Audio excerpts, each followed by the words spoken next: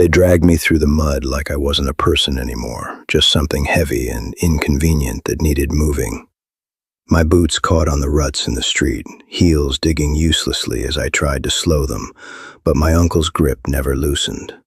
Cal's fingers were hooked deep into the collar of my coat, pressing into my throat just enough to make breathing something I had to think about. The whole town seemed to smell like rot that day. Wet coal dust, sour whiskey, and the kind of damp decay that seeps into wood and never leaves. Red Creek had been dying for a long time, and now it felt like it was feeding on whatever scraps of dignity were left. They shoved me into the center of the square, right where the mud was thickest from wagon wheels and melting snow. My knees hit first. Pain shot up my legs, sharp and immediate, but the laughter hurt worse. It rolled through the crowd in low waves, men shifting their weight, boots squelching, voices muttering like this was something worth watching. I kept my head down at first, staring at the ground, watching the mud soak into my sleeves, thinking if I didn't look at them, maybe they wouldn't see me either. "Stand her up," Cal said, and when I didn't move fast enough, he yanked me hard enough to make the world tilt. I stumbled upright, swaying, my balance gone, his breath hot and foul against my ear. "Girl's strong," he called out, louder now, like he was proud of it.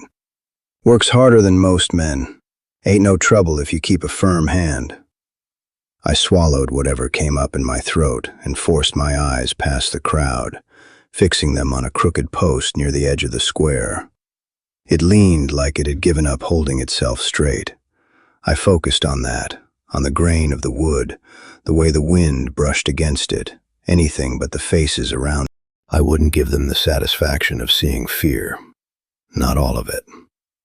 "Debt's a debt," Cal went on, voice turning sharp. "And I ain't got coin, so this settles it." His hand shoved me forward again. I caught myself on my hands this time, fingers sinking into cold, gritty mud. It seeped under my nails, bit into my skin. The laughter came again, louder now. Someone muttered something I didn't catch. Someone else spat. For a moment, no one stepped forward. That silence pressed harder than the noise had. I could feel it in my chest, tight and suffocating. Then a man somewhere to my left scoffed. "She ain't worth much."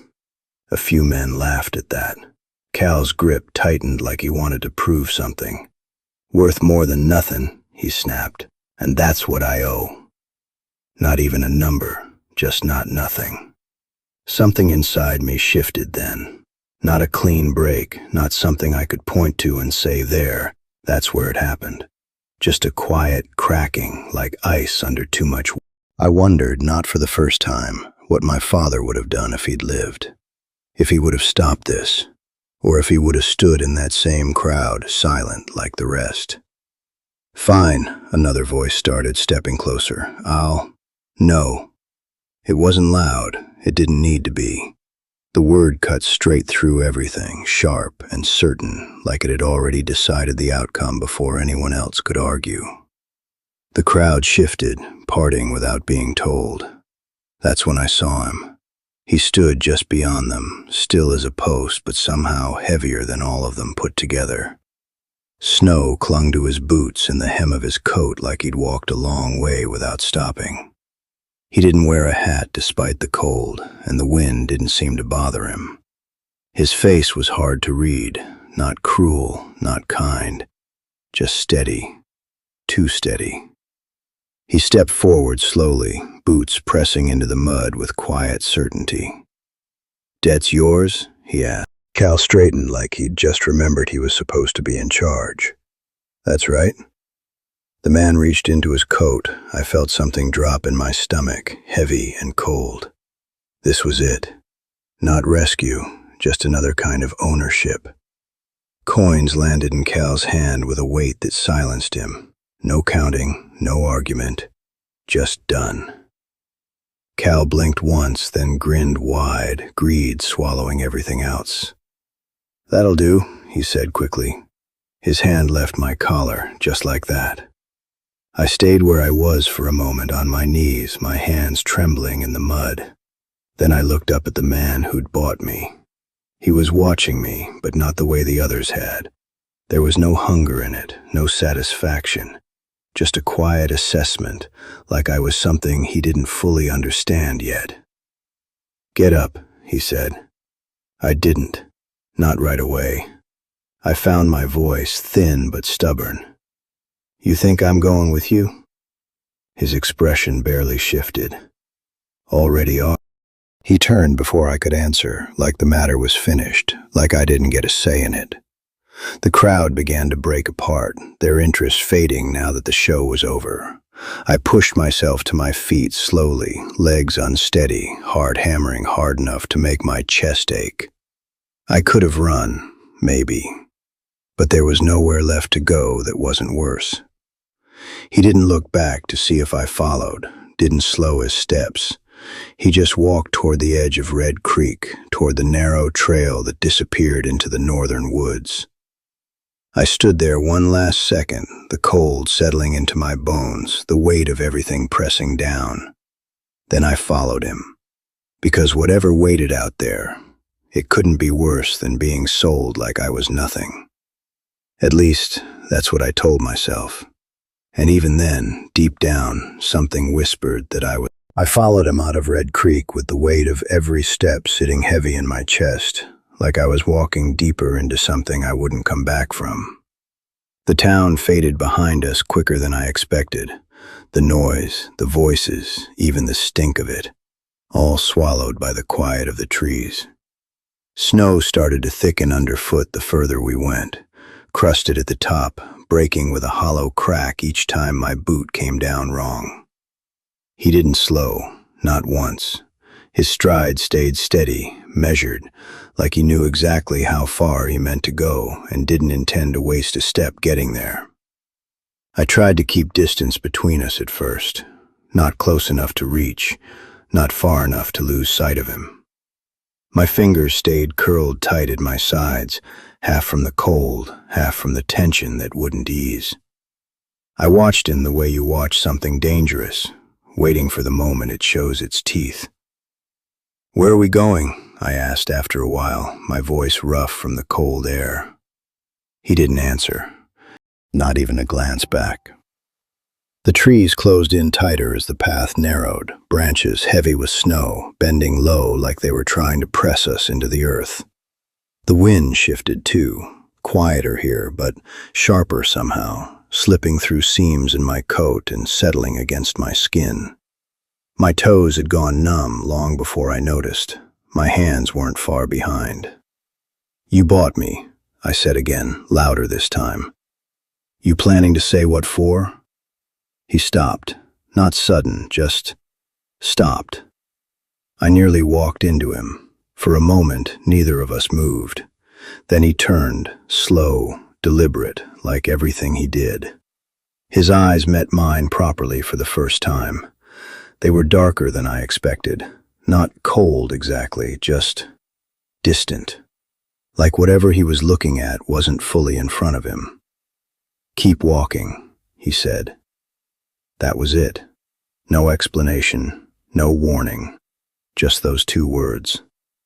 Something in me flared at that. Anger, sharp and quick. It cut through the fear just enough to make me take a step forward on my own, brushing past him harder than I meant to. If he noticed, he didn't show it. He fell back into step behind me for a few paces, then moved ahead again, leading like before. The light started to fade faster than it should have. Clouds rolled in thick and low, turning the sky into a flat sheet of gray that swallowed what little sun had been left. The trail dipped downward, sloping toward a stretch of frozen water that spread out wide between the trees. A lake, or what passed for one this time of year. The surface was glazed over, pale and smooth, broken only by thin cracks that spidered out toward the edges. He stepped onto it without hesitation. I stopped at the edge. "You serious?" I called after him. "That won't hold." He kept walking. Didn't even look back. The wind moved across the ice in a low hiss, carrying a sound I couldn't place at first. Then it came again, a faint, distant groan beneath the surface, the kind of sound that makes your stomach drop before your mind catches up. "Hey," I shouted, "you trying to get me killed?" He paused halfway across, turned just enough to look over his shoulder. "Step where I step." That was all. I stared at him, then at the ice, then back again. My heart thudded hard against my ribs. Every instinct I had told me to turn around, go back, find anything else. But there was nothing behind me anymore. Nothing waiting that wouldn't end the same way or worse. So I stepped. Careful at first, testing the surface. It held. Another step, then another. The cold came up through my boots, sharp and biting, like the ice was reaching for me. I kept my eyes on his footprints, placing mine exactly where his had been. The cracks seemed louder now, or maybe it was just my breathing, too fast, too shallow. Halfway across, my foot slipped, just enough. The sound that followed wasn't loud, but it was wrong. A sharp, splintering crack that shot out from under me. I froze, every muscle locking in place. The ice dipped slightly beneath my weight. "Don't move," he said. He was already coming back toward me, slow, controlled, each step placed with care. My breath hitched. The surface shifted again under my foot, a faint give that made panic rise fast and choking. "It's breaking," I whispered, though I didn't know why. He could see it. "Wait forward," he said, calm as before. "Don't fight it." I tried. God, I tried, but the moment I shifted, the ice gave way completely. Cold swallowed me whole. It stole the air from my lungs, punched through every layer of clothing like it wasn't there. The shock of it locked my body up, limbs refusing to move the way I needed them to. I surfaced once, gasping, fingers scrambling against the jagged edge, but the ice crumbled under my grip. Then his hand was there, strong, firm.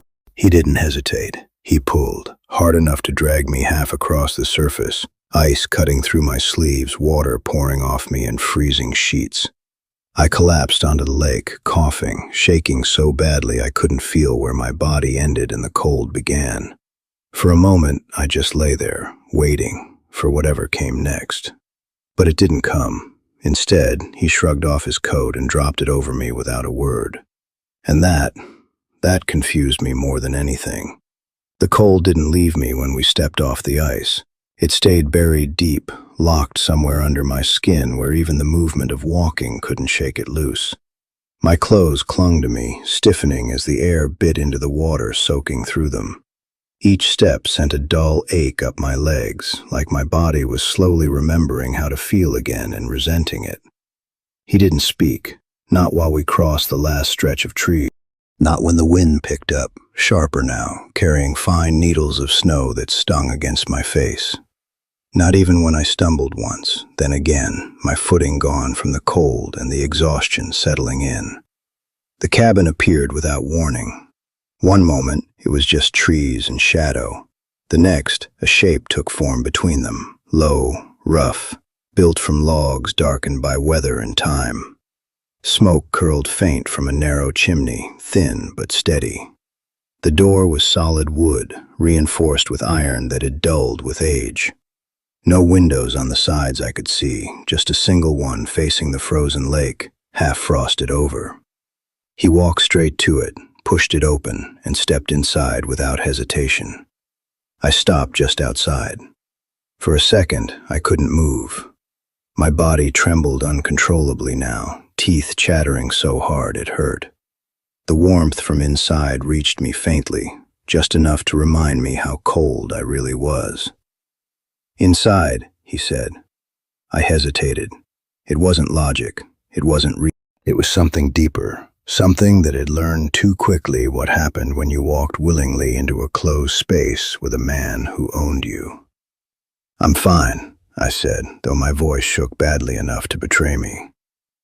He didn't argue, didn't come back out, just stood there inside the doorway, watching, waiting. The wind answered for him, cutting through my soaked clothes like a blade. My legs gave a small, involuntary shudder, and I knew I didn't have long before I lost the ability to stand at all. So I stepped inside. The warmth hit me slow, not sudden. A steady heat from a cast-iron stove set against the far wall, its surface glowing faintly. The air smelled of wood smoke and something else, cleaner than Red Creek, sharper. Pine, maybe, dry earth, a place lived in but not carelessly. I stayed near the door, didn't go further in. Water pooled beneath my boots, dripping steadily onto the wooden floor. I wrapped my arms around myself, trying to hold in what little heat I had left. He moved then, crossed the room in a few quiet steps, and reached for something near the stove. A blanket, thick, worn, but clean. He held it out toward me. I didn't take it. "Take it," he said. "I don't need take it." Not louder, not harsher, just certain. My fingers moved before I could stop them, taking the blanket from his hands. It was warm, not just from the fire, but like it had held heat for a long time. I pulled it tight around my shoulders, the rough wool scratching my skin, but I didn't care. He turned away immediately, like the matter was done. No staring, no watching. That unsettled me more than if he had. "Clothes," he said, gesturing toward a small pile folded neatly near the wall. "Dry ones." I followed his motion with my eyes. A shirt, trousers, too large for me, clearly his, but dry. "I'm not," I started. He cut me off without looking back. "You keep those on, you won't last the night." Simple, practical, like everything else he'd said. I hesitated, my grip tightening on the blanket. Every instinct told me not to trust this, not to turn my back, not to be vulnerable in a place like this. But the cold was still inside me, deep and dangerous. I could feel it in the way my fingers struggled to move, in the dull heaviness settling into my limbs. He stepped toward the door. "I'll be outside," he said. Then he left, just like that. The door shut behind him with a solid, final sound. I stood there alone, the fire crackling softly, the wind pressing faintly against the walls. For a long moment I didn't move. I just listened, half expecting him to come back in without warning. He didn't. Slowly my hands began to work. I peeled off the soaked layers, each movement stiff and clumsy, my skin burning as the cold gave way to heat. The dry clothes felt strange, too big, the fabric heavy but comforting in a way I hadn't expected. I wrapped the blanket tighter around myself and sank down near the stove, close enough to feel the full heat of it.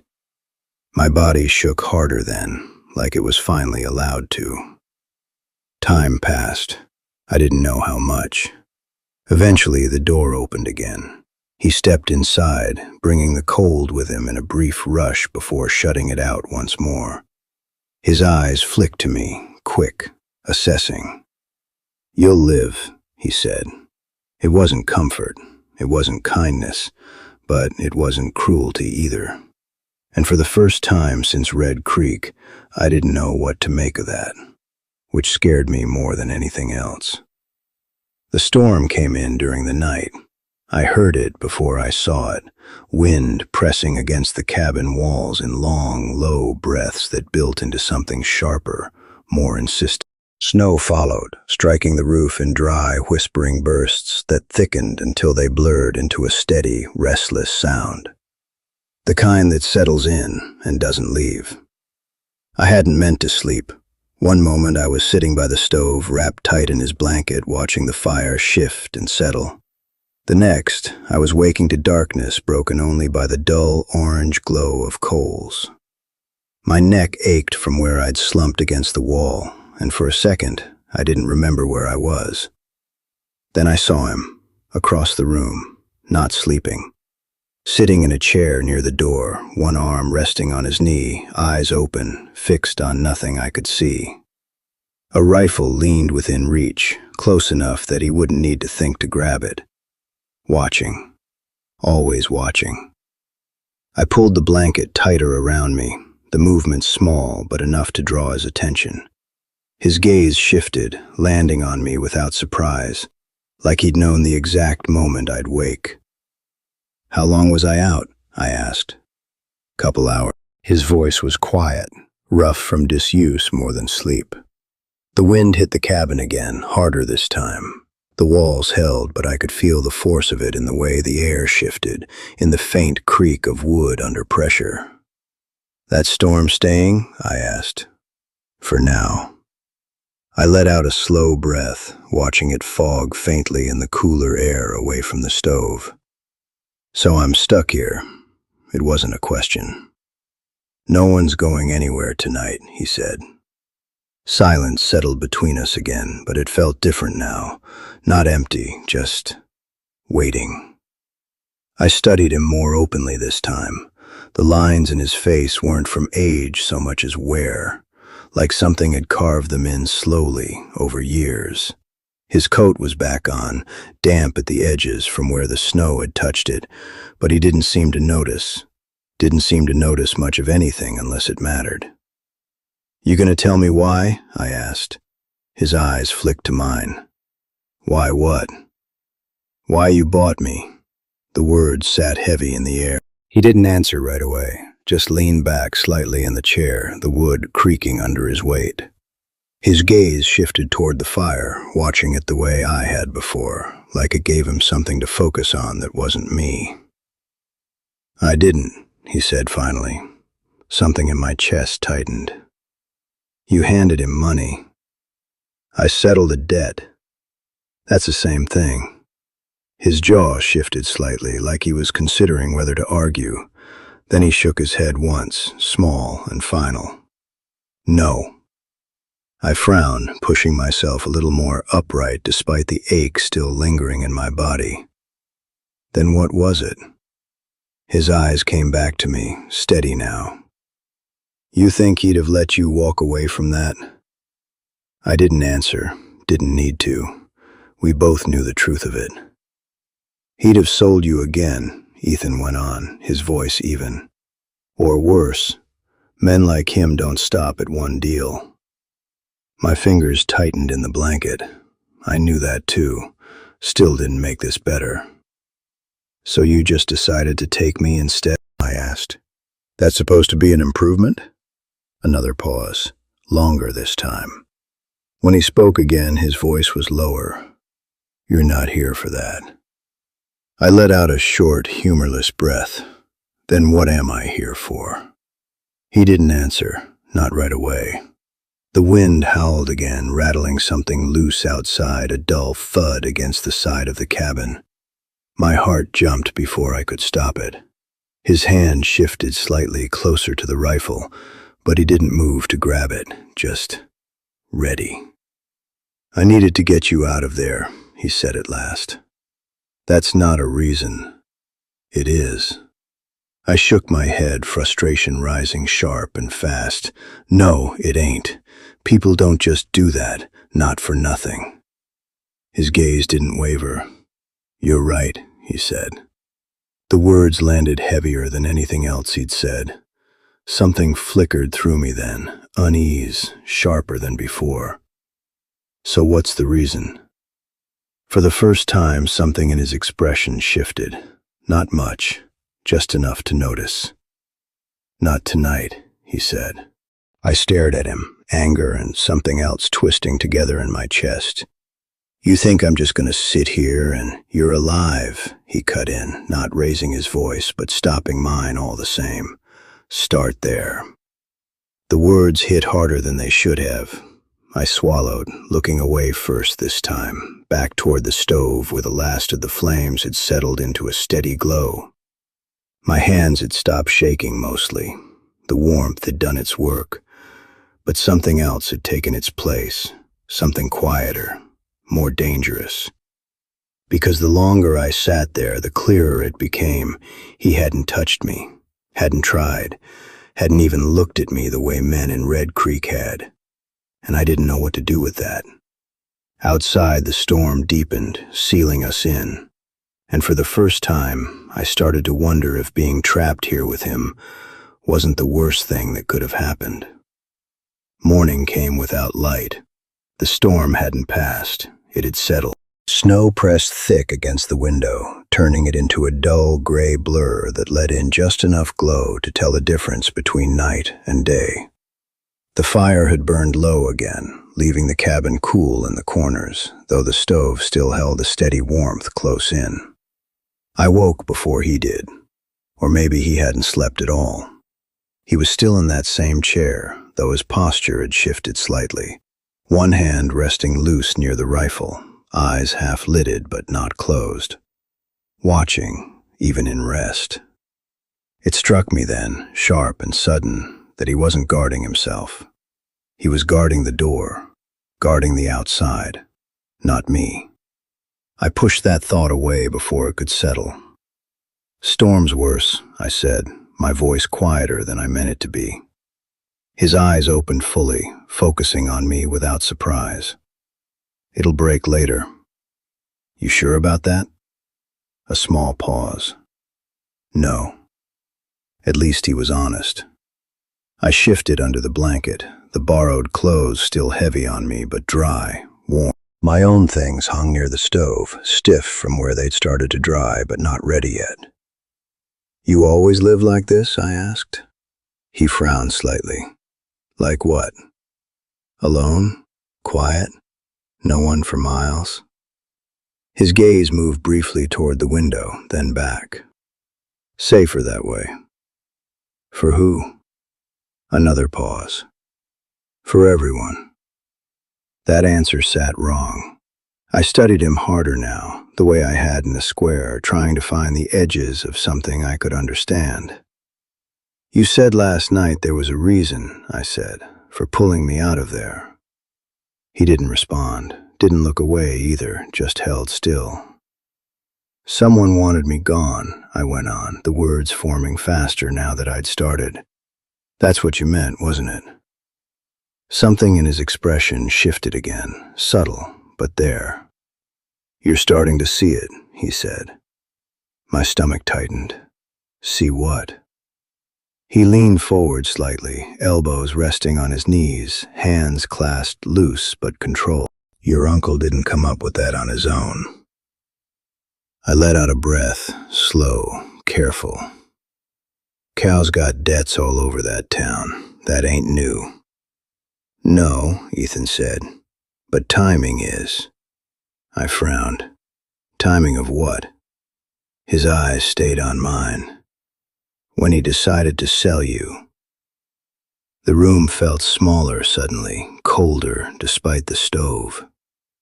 "What are you saying?" I asked. He stood then, moving to a small table near the wall. A few items rested there, tools, a tin cup, a folded piece of cloth. He reached beneath it and pulled out something wrapped in oilskin, carefully, deliberately. He brought it back and set it down between us. "Open it," he said. I didn't move at first. My fingers tightened slightly against the blanket, hesitation pulling at me in a way I couldn't quite explain. But something else pushed harder, curiosity, sharp and insistent.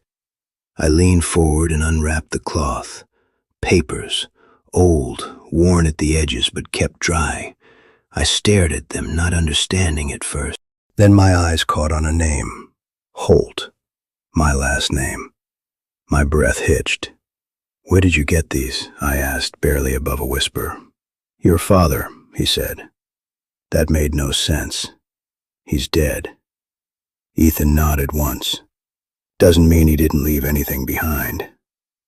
My hands moved over the pages, scanning lines I only half understood. Land markings, river access, boundaries drawn in careful ink. My father's name again and again. This is land," I said slowly. "More than land," Ethan replied. "Access to the river that runs through half the logging routes north of Red Creek." I looked up at him, the pieces starting to shift into place in a way that made my chest tighten. "Why would anyone care about that now? The town's dying." Because it won't stay that way, he said. Not if someone takes control of what's left. I swallowed hard. And you think someone wanted me out of the way for that? I don't think, he said. I know. The certainty in his voice sent a chill through me that had nothing to do with the cold. Who? I asked. He shook his head slightly. Company men, logging interests. They've been pushing south for months, buying up land cheap, taking what they can. And Cal just helped them? I said, disbelief creeping in. Cal saw an opportunity, Ethan said. Money now instead of nothing later. I looked back down at the papers, my grip tightening until the edges crumpled slightly under my fingers. So I was never the debt, I said slowly. No, you were. The words hit like a blow, not because they were loud, but because they were true. Silence filled the cabin again, heavier than before. Everything I thought I understood about that moment in Red Creek shifted under me, like the ice had the day before. Unstable, dangerous. You knew, I said finally, looking up at him again. Back there. That's why you stepped in. Yes. And you didn't think to tell me? His expression didn't change. You needed to get out first. Anger flared again, quick and hot. So you just dragged me halfway across the wilderness and expect me to trust you after? I didn't expect anything, he said. That stopped me, because it sounded honest, too honest. I looked at him, really looked this time, and something inside me shifted again. Not breaking, not softening, just adjusting. Because whatever this was, it wasn't what I thought it was. And that made it more dangerous than before.